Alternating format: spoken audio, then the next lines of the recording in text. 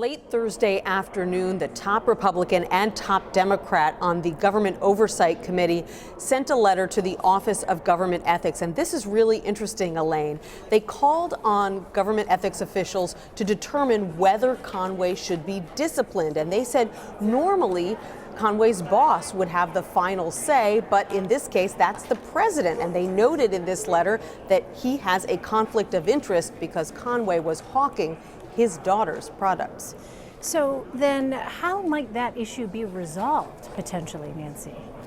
Well, what they're hoping is that ethics officials will determine whether she should be disciplined and how severely, and that their determination will carry so much weight that the White House will feel compelled to take that recommendation and implement it, even if the president himself doesn't want to do it. The White House today has said that they are standing by Kellyanne Conway. So, we're sort of at an impasse right now. It will likely take some time for ethics officials to figure out how severely she should be disciplined, and then we'll see if the White House decides they're going to take those recommendations. And Sean Spicer said on Thursday, as you know, Nancy, that Kellyanne Conway has been counseled on the subject. How does the fact that she is a White House staffer place additional scrutiny on her actions?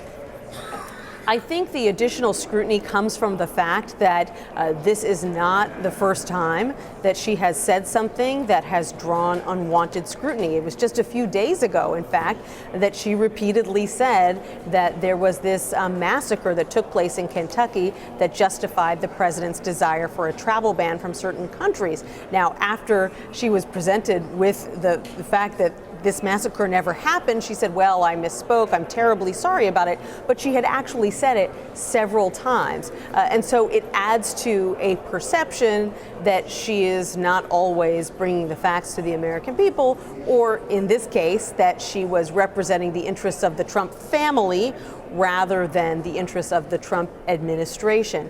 And it's so interesting, the Obama administration official that I spoke to about this whole issue said, this is drilled into administration employees normally on day one. They know that they can't go around hawking a product or a service because they are aware that they are speaking for the government. They're speaking on behalf of the government, and there are certain constraints that are in place. And the bigger issue here is this wall that the Trump administration said was going to be created between Mr. Trump and his family's businesses. But time and time again, we're seeing that that wall has a lot of cracks in it.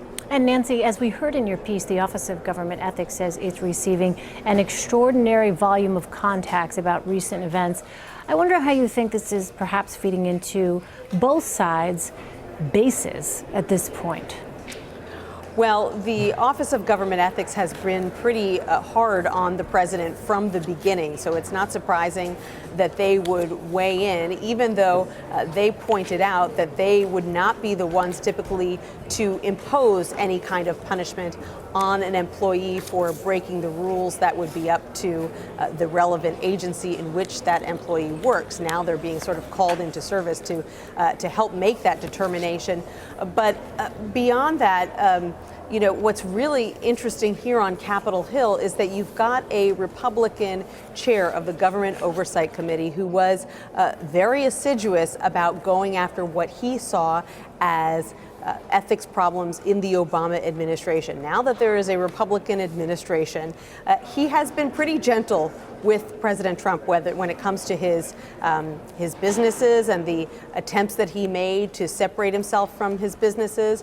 When it comes to some of these cabinet nominees, he has really been hands off, and he's gotten some criticism from Democrats on that. So it was interesting today that he chose to weigh in. I'm talking about Jason Chaffetz. He's a Republican from Utah. He's the one who wrote this letter. He's the one who said that it was wrong for Kellyanne Conway to say what she said.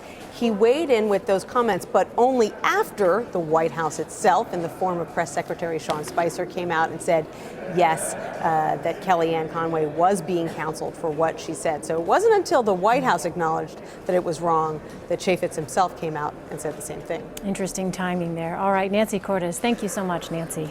You're welcome.